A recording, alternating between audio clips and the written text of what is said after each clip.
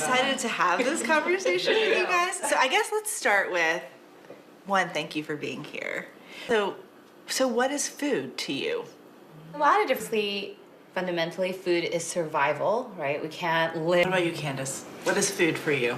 Well, after reviewing the last couple of years and sort of wondering, like, why did I get into this crazy industry? It was really a form of therapy for me more than anything. And it was funny because when we were discussing like the steps of how I chose food as my profession, people say, well, who is your biggest inspiration? Mom. Yeah. And then they say, who was your catalyst that told you that you couldn't make it? And I said, Mom. So it was a double-edged sword of like, you and, oh, but you know, there's this therapy, I'm not quite whole. So you actually started off not going into food. This wasn't like your chosen initial career. No. You say, hey, I'm going to do this other thing. How did that go down? That went down very not well. About what you would, we were fighting all the time. We were very fighty. When I told my mother to withdraw from partnership and pursue the Korean vegan full time, this conversation happened not too long ago. Her first word was no. And it was the first time I'd heard that tone, that word from my mother. It wasn't until she joined me on my book tour to them. With your mother, you say she is where you get kind of inspiration, but also why was it that you think she didn't want you to go into food? I think it's because, just like Joanne, becoming a lawyer was probably amazing. Like, Mom probably loved it, right? Not gonna lie. And for 18, the other thing I think people don't notice about Asian Americans is that you can't take away the hard work that we've put in.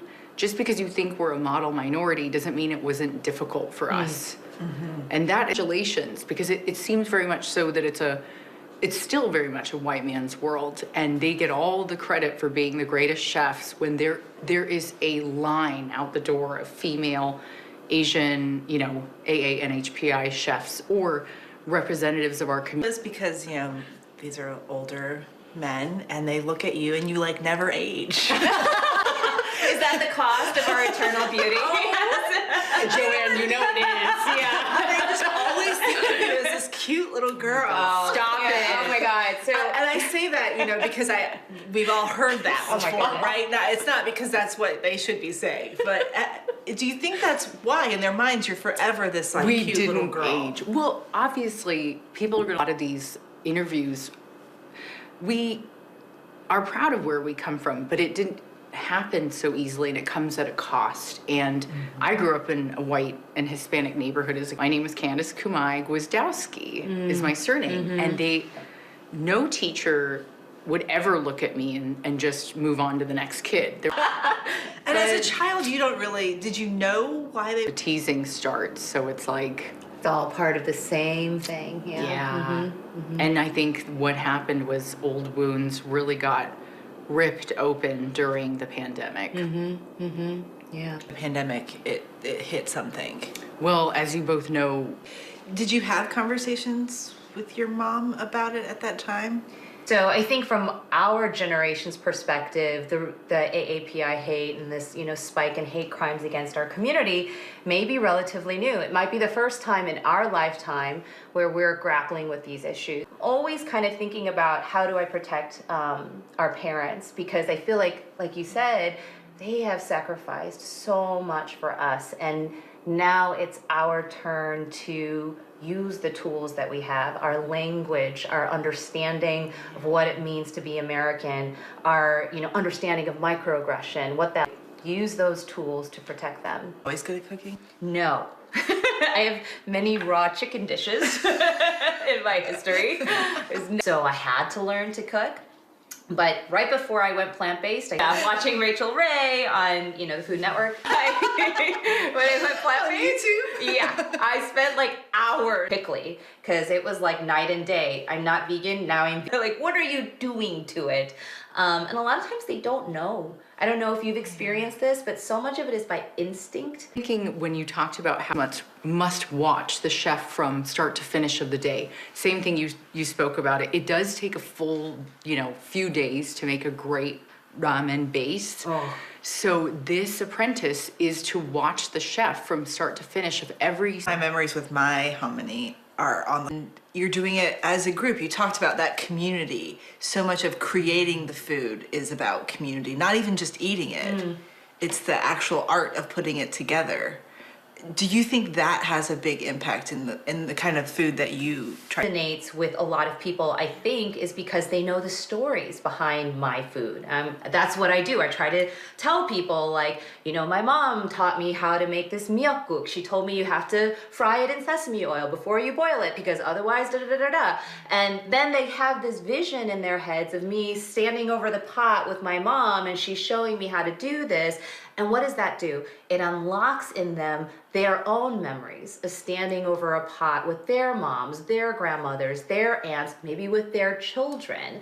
And so I think in that we are creating community. Korean moms, and I imagine Japanese moms are the same. They don't really write recipes down. They don't. My sister has to collect them for me, and then I collect them for her, and then we trade. Because she collected my grandma's miso soup. I collected my mom's gyoza. Wonderful. And then we can trade that way. Because I don't think any Asian women write down their recipes, unless they're asked. Well, yeah, unless that's their job. Yeah. But then even then, it's like kind of like, because my mom always says, measure it. There are spoons. But then your salt is saltier than mine. I'm like, Mom, can you just estimate? Well, I think that is part of it, right? When this much, this much. I'm like, what does that mean? How much soy sauce? Just this much. Like, okay. So there is a little bit of guesswork that's built into it, but ultimately, what you want, and I'm sure you want this as well, when people read your recipes, is for them to take it in. And make it so many times so that by the time it's their 25th iteration of this recipe you guys have created together, mine was just a starting point, an introduction into this new world of cooking for you. What was your favorite food growing up? Oh, God. Homestyle. Because, homestyle cooking, I'm sorry, but you can't beat that. And I learned from Chef Elizabeth Ando in Japan, and I continue, they're not tattooed and, running around with a cigarette, trying to be cool. No, but my grandmother, I remember when. Oh, really? Because everyone could smell the mandu, I guess. I have no idea how they knew she was making it. But people would show up at the bottom step, and she lived in up a hill. You had to you couldn't drive a car up to her house. You had to then hike the steps up.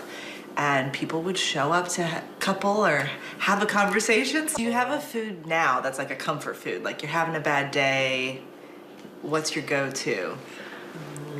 I would say for me, it is think of all the little things she told me. She said, don't burn the gochugaru. You gotta watch. If it turns brown, too late. Well, and we talked a lot about how our stories we've learned through food. It connects you to other people in your food. We've talked a little bit about healing. How does it take us forward? Well, I always say that the reason I started doing what I'm doing, which is sharing plant-based recipes along with the stories, is that I don't care who you are. As I said in the beginning, you might wound me, you might say something racist to me, you might tell me my food is horrible and I never want to eat it again. I'm willing to bear that risk so that I can maybe just plant something very, very small in you that 5, 10, 15, 20 years from now. Smells anymore. Yes, exactly. And if they do, they'll just keep it to themselves. Hurt you so much to just not say it out loud. Seriously. Garlic smells too, for the record. I Yes, think. exactly. I specifically did not put garlic on my avocado toast this morning for all of you. I want that. Even if you did, we would still love you, Yeah, honestly.